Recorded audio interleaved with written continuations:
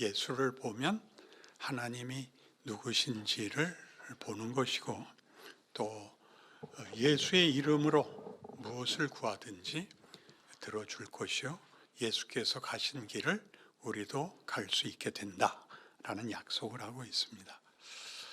그래서 우리가 예수를 믿는다 이렇게 얘기할 때는 이미 예수가 누구신지를 안다가 전제 조건인데, 예수를 안다는 것이 그렇게 만만치 않습니다.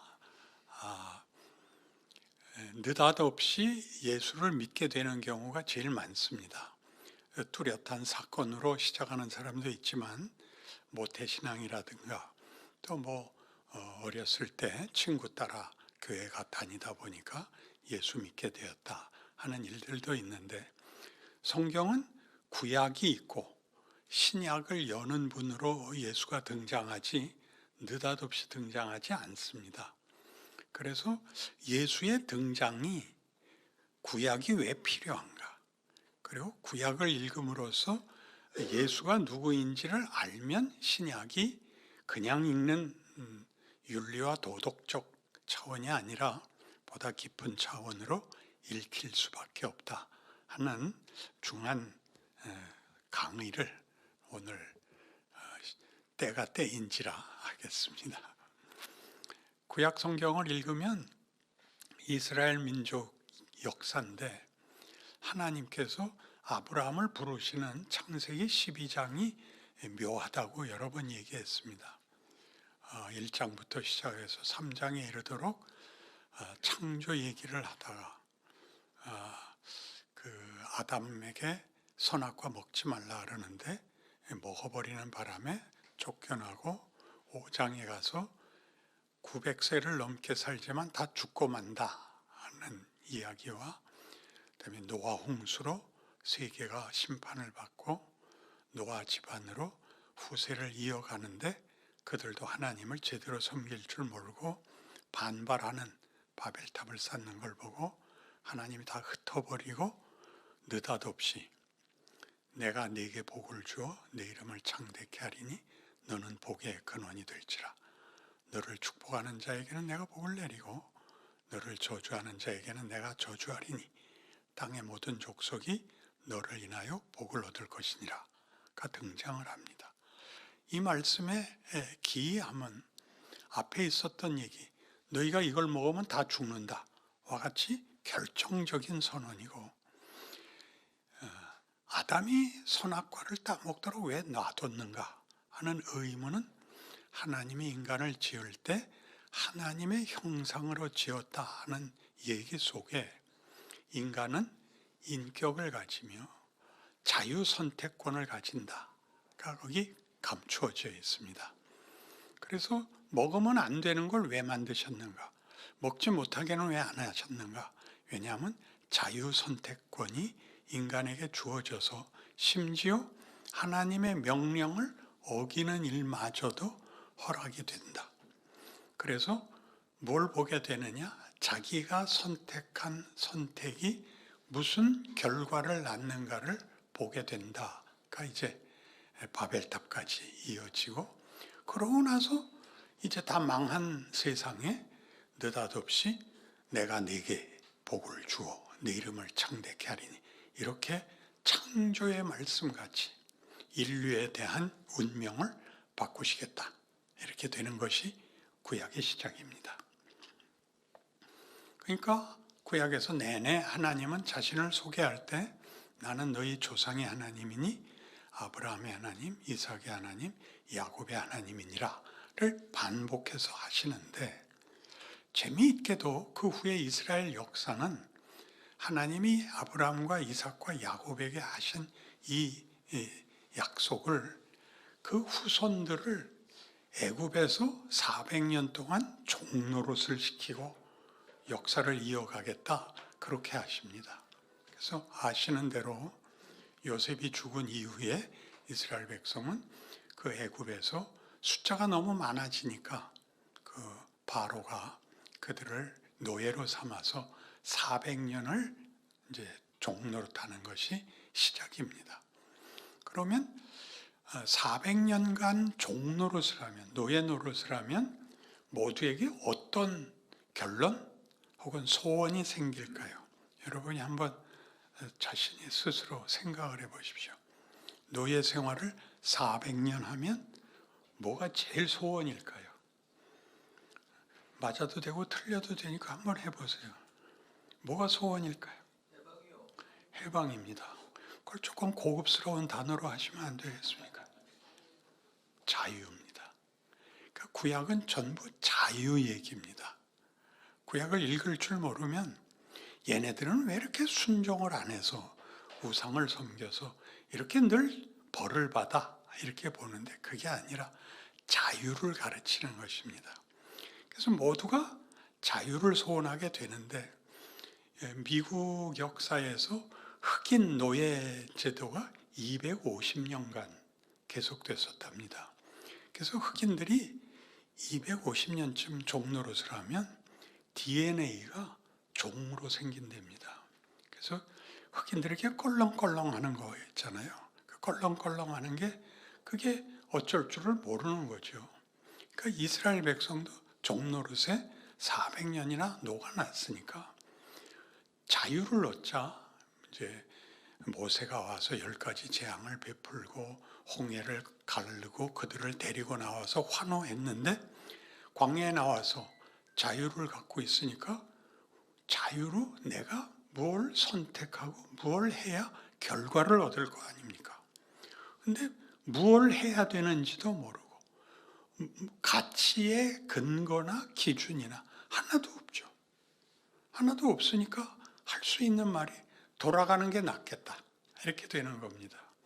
여러 번 제가 인용해서 아시겠지만 쇼생크 탈출이 그런 영화라는 거 기억하시죠? 죄수 노릇하다가 브룩스라는 사람이 먼저 가석방되어 나갔다가 목매달고 죽지 않습니까? 그러니까 다 죄수들이 모여서 그 소식을 듣고 그 레드한테, 아니 해방됐는데 왜 자살을 해? 그러니까 레드가 말하기를, 저 울타리가 너희에게는 이 장애물, 이제 이렇게 막는 방해물로 보이지만 시간이 지나면 저걸 의지하게 돼, 그런 말을 합니다. 그리고 레드도 석방되어 나가죠. 그가 나가서 이제 식품점에서 그 봉투에 식품 담아주는 거 하다가 이제 매니저한테 손을 들죠. 그러니까 매니저, 뭐야? 화장실 다녀오겠습니다. 야, 그런 건 허락받는 거 아니야? 가고 싶을 때 가면 돼. 장면이 바뀌고 벤치에 앉아서 머리를 싸매고 레드가 뭐라 그랬죠? 외우셔야죠. 난 허락을 받지 않으면 한 방울도 안 나온단 말이야.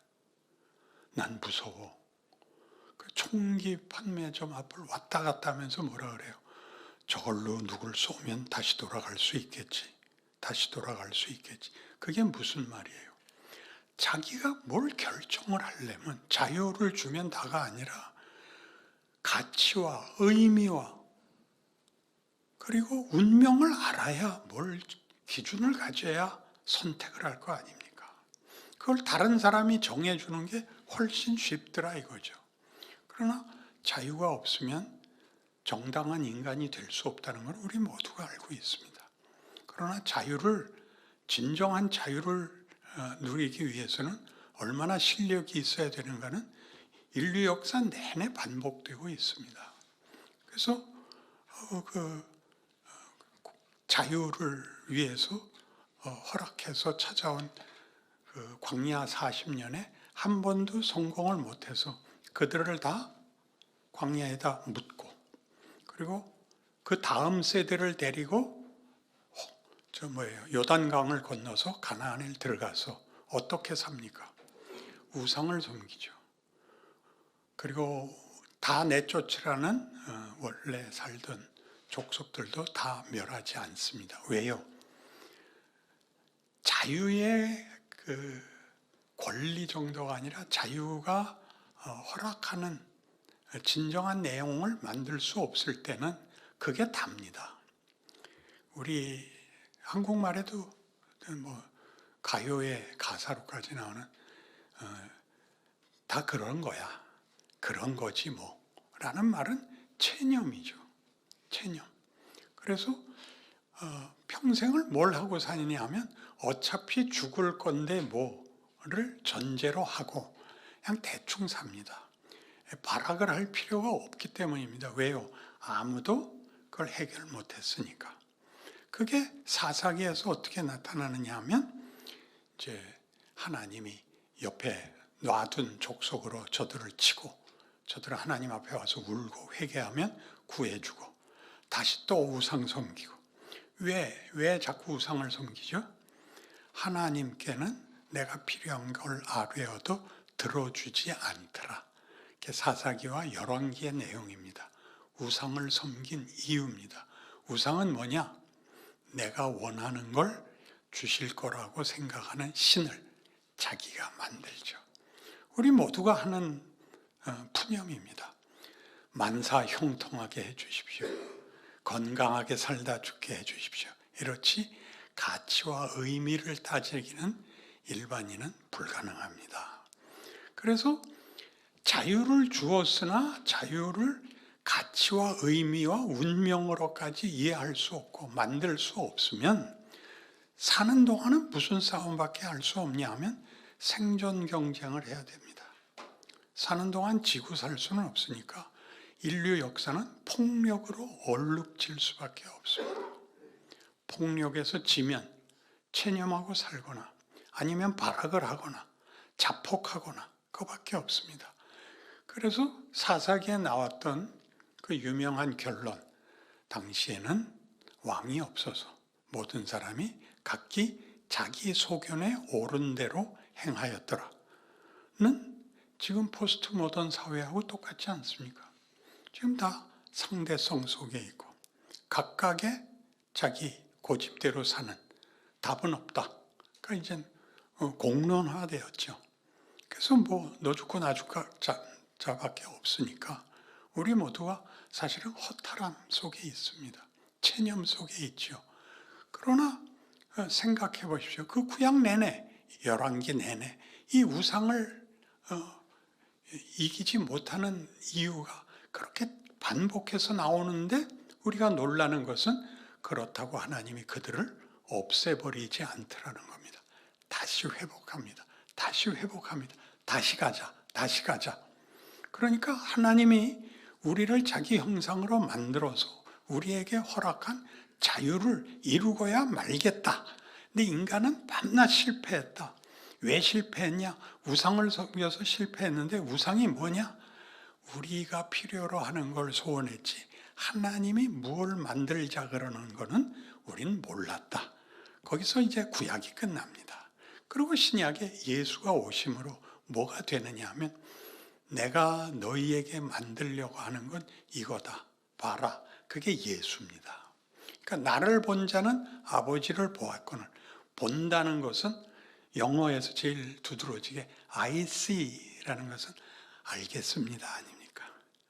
알겠습니다. 그 욥기에도 마지막에 내가 귀로 듣기만 하였었더니 눈으로 하나님을 배웁니다. 이제 알아먹겠습니다. 그러니까 이제 예수로 증명이 되는 것입니다. 그래서 오늘 본 본문에도 있다시피 빌립이 왜 예수님 보고 아버지를 보여달래냐 하면 나는 아버지가 보내서 왔다는데 신인 것은 인정을 하겠는데 병자도 고치고 죽은 자도 살리고 뭐 오병이어도 있고 귀신도 내쫓고 다 하는데 우리가 필요로 하는 권력은 안 하시더라는 거죠. 권력. 로마 정권을 무너뜨리고 이스라엘을 세워줘야 되는데 그건 안 하시더라는 거죠. 그러니까 아버지를 보여주십시오가 됐고 예수님은 말하기를 아버지는 너희가 기대하는 그런 분이 아니고 나를 봐라. 나를 보면 아버지를 본 거다. 뭔데? 우리 잘 아는 대로 십자가에 죽으시는 하나님입니다. 그래서 자유가 무엇을 만들기 위해서 필요한 것이냐 그러면 구약이 자유에 관한 주제를 이렇게 긴 역사 속에서 어떻게 인간이 이해하지 못하고 실패했는가를 얘기한 것 같이 예수가 오셔서 자유란 가장 큰 가치가 뭐냐?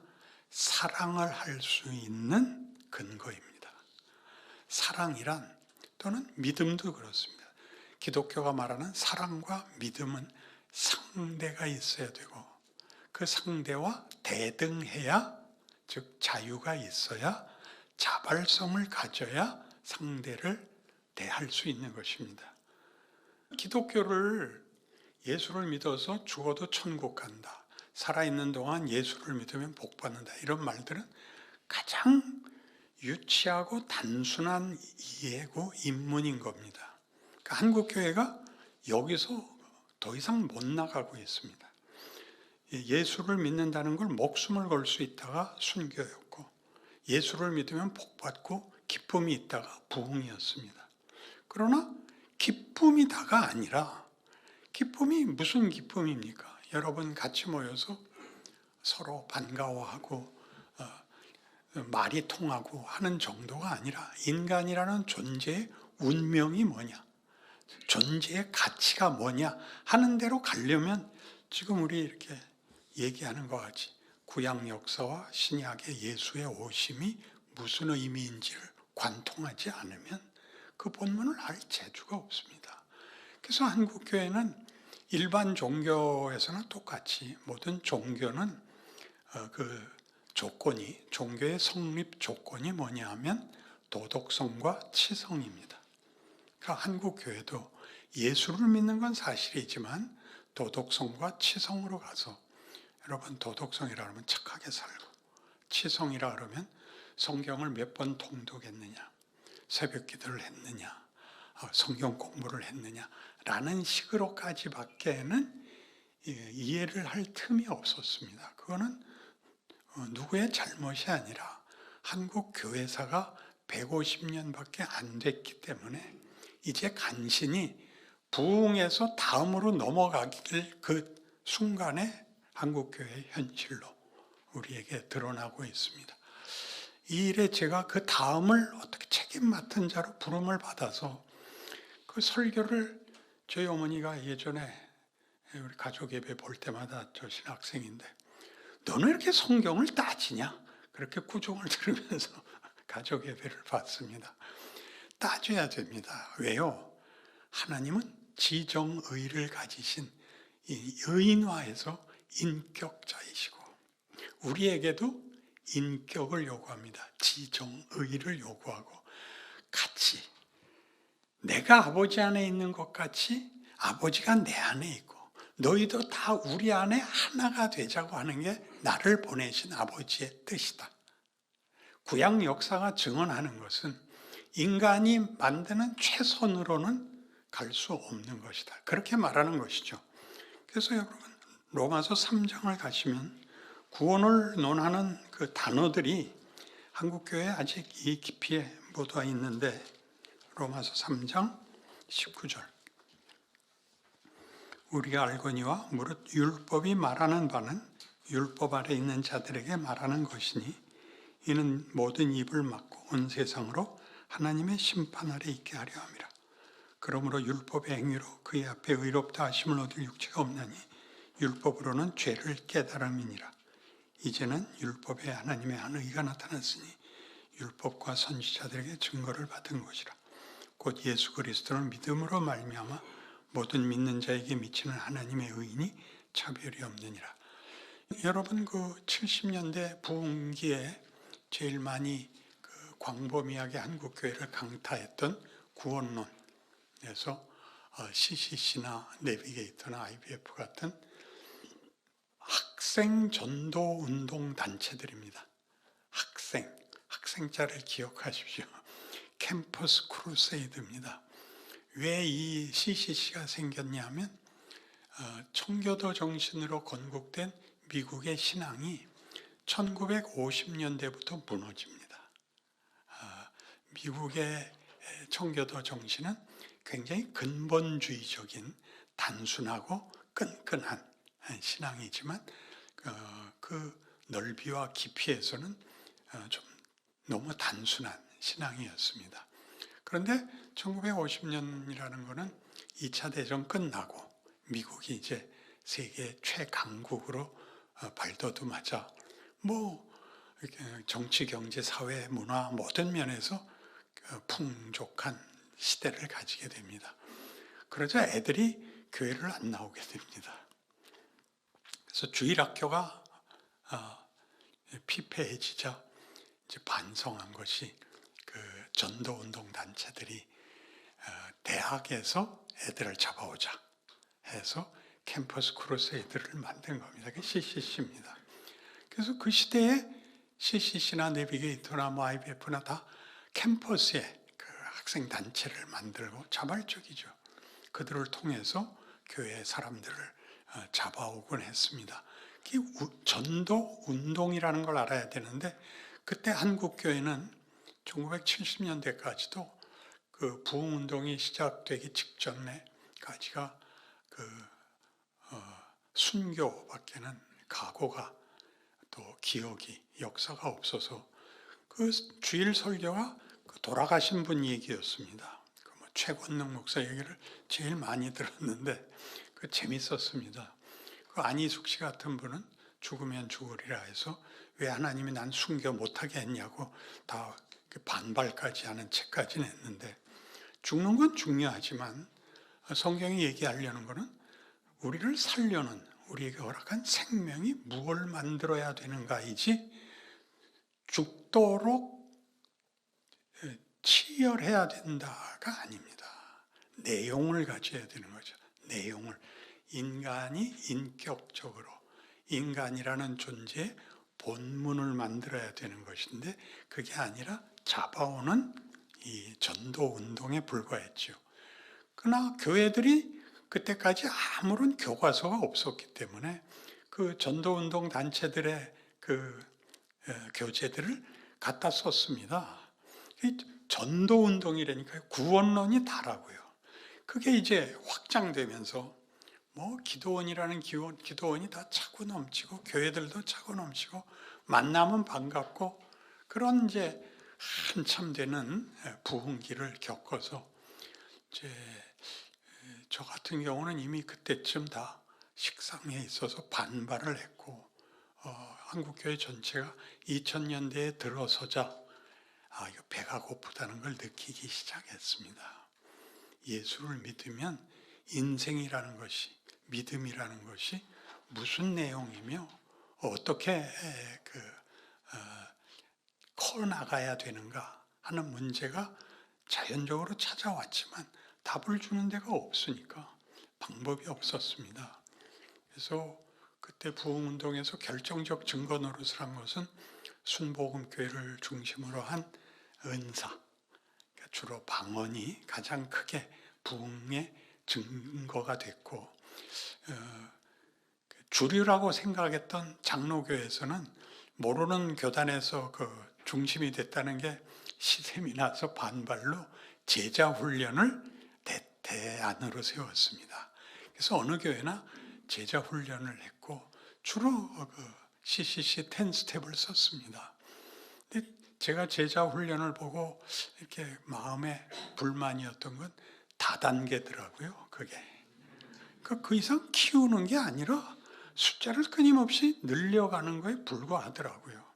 그래서 아직까지도 대부분의 한국 교회는 모여서 그 부흥 때의 감동을 돌아보는 일을 반복하고 있는데 실제로 돌아와서 혼자가 되면 사실은 쓸쓸합니다.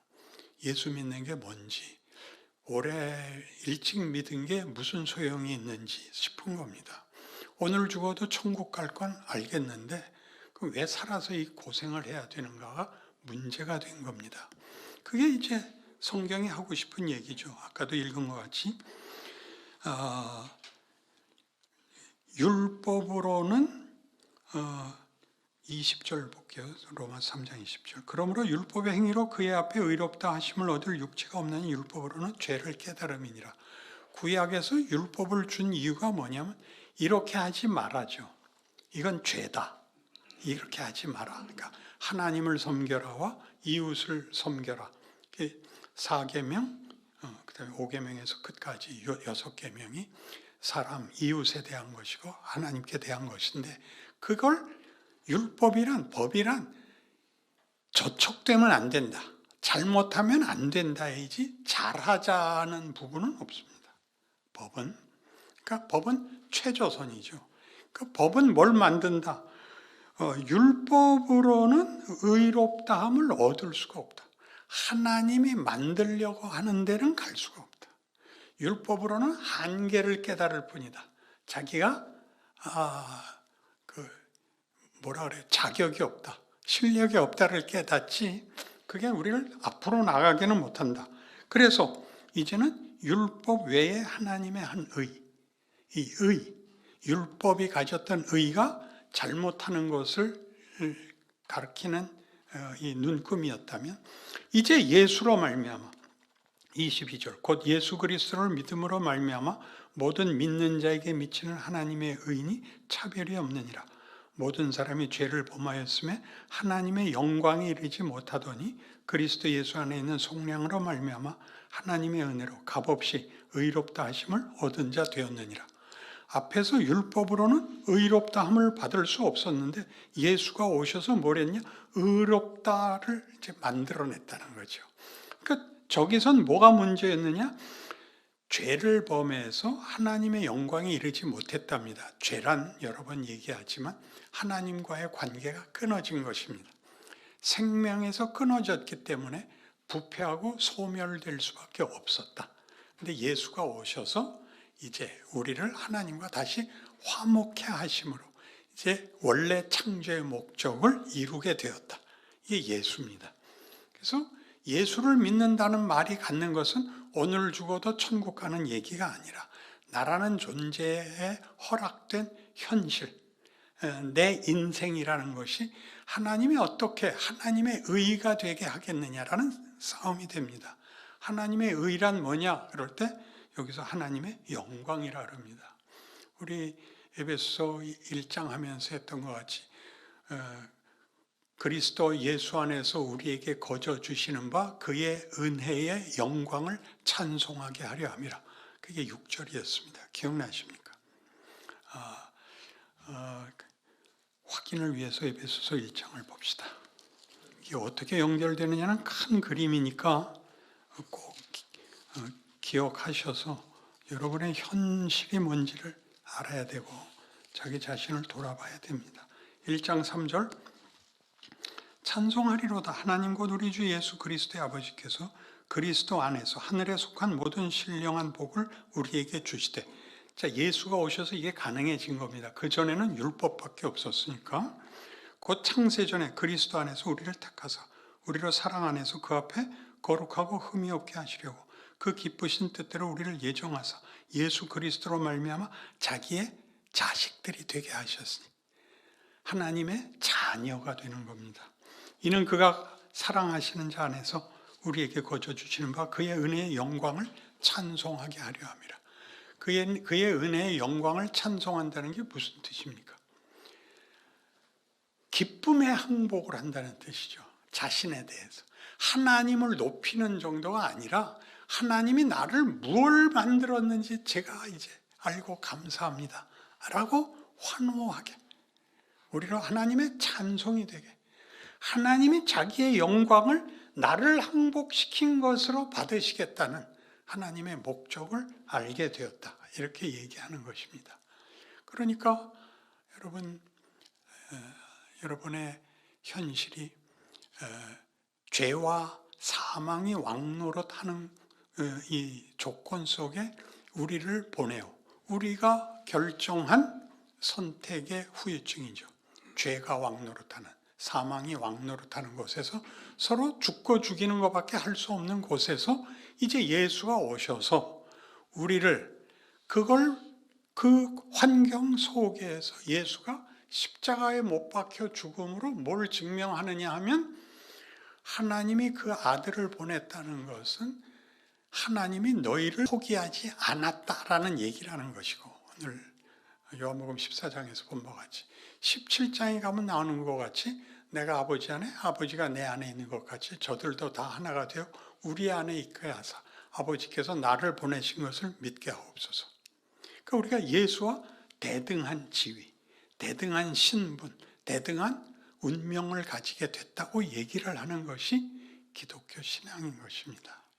그래서 잘못한 것을 갖고 싸우지 마시고 잘하는 싸움을 해야 됩니다. 잘하는 싸움. 쉽지 않습니다. 잘못 잘하면 바보 됩니다. 아무데나 뭐 희죽거리면 미친놈인 줄 알고 다 용서하면 바보 취급해요. 법을 지켜야 되고 최소한의 상식과 뭐 지식과 이런 게 다 필요하지만 가장 근본적인 거, 나라는 인간은 어떻게 다른가? 하나님이 자기 증명을, 자기의 영광을 우리에게 자유를 선택해 하시고 그 실패에도 불구하고 그것이 어떤 우리의 권리자, 우리의 운명을 만들어내는 우리에게 자랑스러운 조건이 되는지를 알게 되는 자리로 우리를 허락한 것 같이 우리가 그 죄와 사망이 왕노릇해서 생존 경쟁, 약육 강식 이런 말로밖에는 설명되지 않는 현실 속에서 우리를 뭘 만드시려고 하는가를 보이시고, 예수의 죽음은 다른 거 아닙니다. 그가 인간으로 오셨다는 것은 우리와 대등한 조건에서 우리를 항복시키겠다고. 그가 죽으시는 것은 죽은 자들까지 그 자리까지 내가 가겠다 해서 하나님이 창조한 세계를, 창조한 우리라는 존재를 포기하지 않으신다 라고 얘기하는 것이 기독교인 것입니다.